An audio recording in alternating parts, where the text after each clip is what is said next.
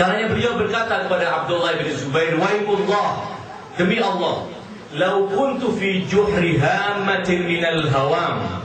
Andai aku bersembunyi dalam sebuah lubang dari lubang-lubang serangga yang ada sekalipun, lastakhrajuni hatta yaqdu bihajatahum. Mereka pasti akan memaksa aku keluar dan akan membunuhku dan akan memuaskan apa yang menjadi keinginan mereka.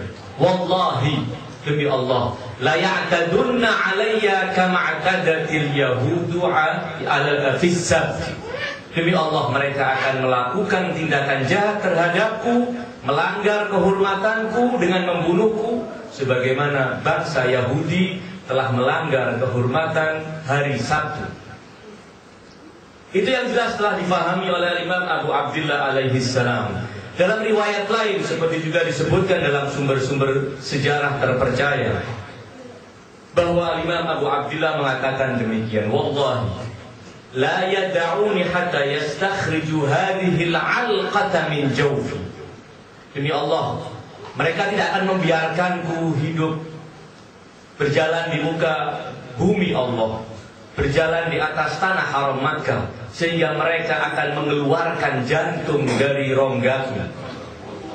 Fa idza fa'alu, apabila itu mereka lakukan, sallallahu alaihim man yudhilluhum hatta yakunu adalla min faramil mar'ah. Jika itu mereka lakukan, maka Allah akan menguasakan kepada mereka orang-orang yang akan membuat mereka hina, sehingga lebih hina, maaf-maaf, dari pembalut wanita. Akan menjadi sesuatu yang sangat hina karena kejahatan yang mereka lakukan. Karena keberangkatan Al-Imam Abu Abdillah Al-Husain ke Irak, sekali lagi, bukan semata karena surat-surat yang dilayangkan oleh penduduk Al-Iraq meminta beliau segera datang untuk memimpin mereka. Mereka telah menyiapkan semuanya, bukan semata karena itu. Namun surat-surat yang dilayangkan oleh penduduk Al-Iraq meminta beliau segera datang. Delegasi demi delegasi yang mereka utus ke kota Makkah untuk meminta beliau segera memimpin mereka dan menolak kepemimpinan Yazid. Sekali lagi, itu bukan alasan utama kepergian beliau ke kota Al-Iraq. Beliau hanya memposisikan ajakan masyarakat Al-Iraq tidak lebih dari ingin mengatakan kepada umat, ingin mengatakan kepada sejarah, sepanjang sejarah, bahwa Al-Husain tidak akan pernah menelantarkan umat apabila umat telah menampakkan kesiapannya. Jangan sampai kelak di kemudian hari orang akan menyalahkan Al-Husain. Mengapa engkau tidak menyambut? Mengapa engkau tidak menyambut ajakan dan kesiapan masyarakat Al-Iraq yang siap engkau pimpin? Mungkin sejarah akan terus-menerus menuding Al-Husain sebagai orang yang teledor. Bukankah umat kakekmu telah meminta engkau segera datang memimpin mereka? Bukankah telah tegak hujjah di atas kamu, wahai Al-Husain, dengan kesiapan mereka? Namun sekali lagi, surat-surat yang dilayangkan oleh penduduk Al-Iraq tidak lebih dari sekedar beliau ingin mengatakan kepada dunia bahwa surat-surat itu telah datang menunjukkan kesiapan mereka. Kendati Al-Husain juga sudah tahu bahwa kesiapan itu akan segera pudar dan mereka akan berbalik menjadi yang taat kepada Bani Umayyah untuk menghunuskan pedangnya melawan Al-Husain. Telah disadari yang demikian. Karena sejak awal Al-Imam Abu Abdillah Al-Husain dalam perjalanan beliau ketika keluar dari kota Makkah, beliau seperti telah saya sebutkan tak henti-hentinya menyebut peristiwa yang dialami oleh Nabiullah Yahya. Dalam nasihat Abdullah ibn Umar kepada Al-Husain agar tidak keluar, setelah didengarkan panjang lebar nasihatnya, dan sebagian dari isi nasihat itu mencerminkan keluguan, sementara yang lainnya lagi mencerminkan keputusasaan, dan yang lainnya lagi mencerminkan ketidakadaan semangat untuk melakukan perubahan dan perombakan.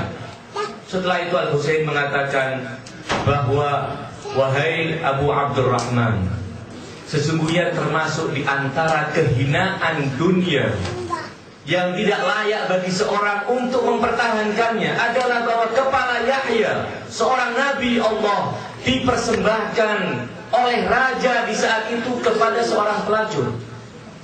Hanya karena permintaan seorang pelacur, raja tersebut tega dan dengan teganya menyembelih Nabi Yahya untuk dipersembahkan.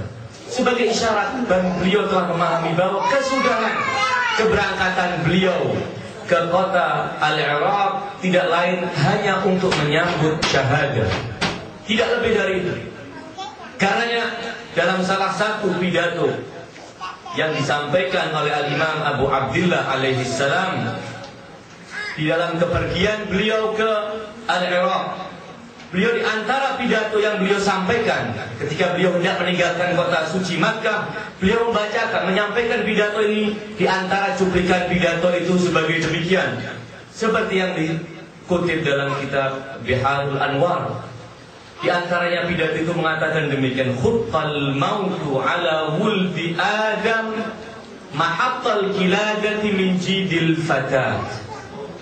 Telah digariskan kematian bagi segenap anak Adam, sebagaimana digariskannya kalung di atas leher indah seorang wanita. Al-Husain tidak menggambarkan kematian sebagai sesuatu yang menyeramkan dan menakutkan, bukan menggambarkan kematian sebagai sesuatu yang buruk, namun beliau menggambarkan kepada kita seperti dililitkannya sehelai kalung di leher seorang jidil fatat. Kemudian beliau melanjutkan, wama aulahani ila aslafi ishtiyaqu Ya'qub ila Yusuf.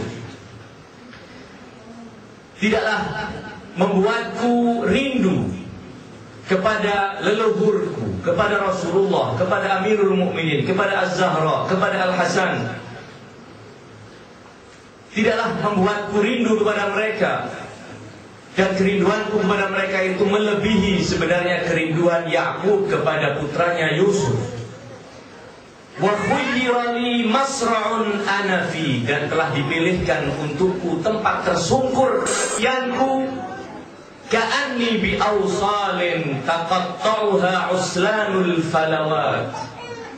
Seakan aku telah menyaksikan jasad-jasad yang akan tergeletak dan dicabik-cabik oleh binatang-binatang buas di padang pasir. Bainan Nawawis wa Karbala. Jasad-jasad itu tergeletak di antara Nawawis dan Karbala. Fayamla'na minni akrashan jufa wa ajribatan sabba. Maka binatang-binatang itu akan terkenyangkan dengan daging-daging kami para syuhada yang ditinggalkan setelah diinjak-injak oleh kaki-kaki ribuan kuda. Itulah yang disampaikan oleh Imam Abu Abdillah Al-Husain, bahwa sekali lagi kepergian beliau bukan kepergian yang murni hanya karena panggilan penduduk kota Al-Iraq, namun untuk menjalankan sebuah agenda besar, untuk menjalankan sebuah agenda yang apabila tidak beliau jalankan, maka kematian akan segera menggerogoti jasad agama Islam. Maka kematian akan segera merenggut jiwa umat Islam. Maka karenanya beliau sejak awal mengatakan bahwa kepergianku bukan karena sekedar panggilan masyarakat Al-Iraq, tidak juga karena keenggananku memberikan baiat, walaupun kedua itu adalah faktor yang mendorong beliau. Namun andai Yazid dan rezim Umayyah tidak memaksa beliau untuk memberikan baiat dan diberikan izin baik memberikan baiat maupun tidak memberikan baiat, memberikan restu maupun menolak, andai mereka memberikan kelonggaran itu, dan andai masyarakat Al-Iraq tidak memanggil beliau dan meminta segera datang untuk memimpin, pastilah beliau tetap akan bangkit. Karena itu adalah tuntutan syariat, tuntutan Islam yang harus beliau segera lakukan. Sementara banyak kepala yang tidak mampu memahami kewajibannya, bahkan kepala-kepala dan pikiran-pikiran orang-orang yang dikenal dengan kehebatan nalar dan berpikirnya sekalipun, seperti Abdullah bin Abbas. Beliau tidak mampu kewajiban apa yang harus dilakukan untuk menyelamatkan al-Islam.